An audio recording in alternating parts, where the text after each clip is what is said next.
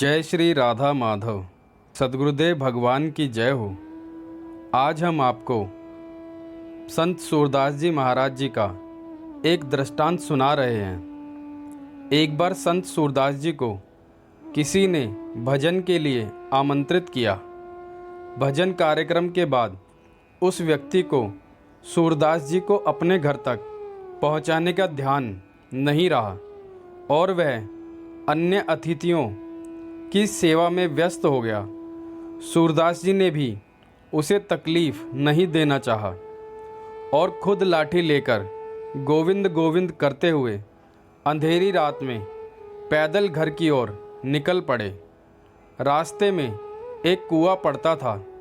वे लाठी से टटोलते टटोलते भगवान का नाम लेते हुए बढ़ रहे थे और उनके पांव और कुएं के बीच मात्र कुछ इंच की दूरी रह गई थी कि उन्हें लगा कि किसी ने उनकी लाठी पकड़ ली है।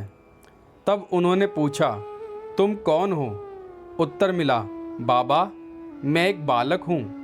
मैं भी आपका भजन सुनकर लौट रहा हूँ। देखा कि आप गलत रास्ते जा रहे हैं, इसलिए मैं इधर आ गया।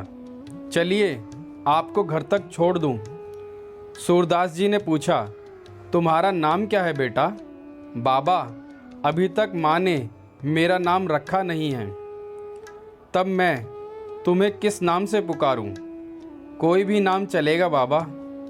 सूरदास जी ने रास्ते में और कई सवाल पूछे। उन्हें लगा कि हो ना हो यह कन्हैया ही है।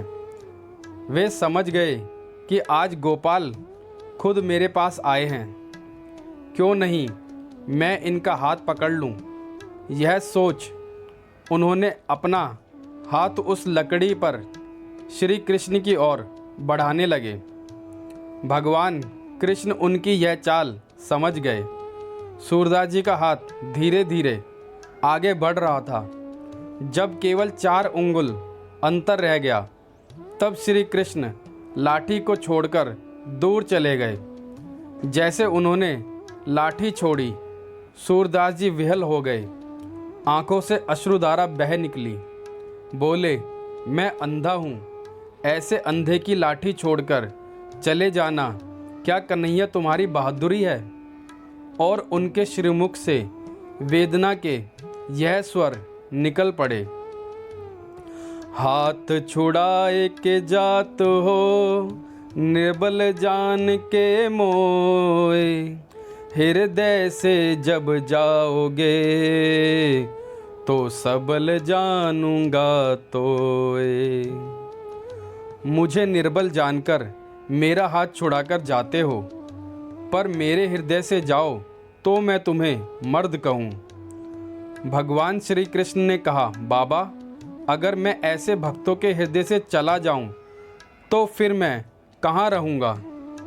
भज गोविंदम, जय श्री गोविंदम, जय जय श्री राधा माधव। बोलो भक्त और भगवान की जय।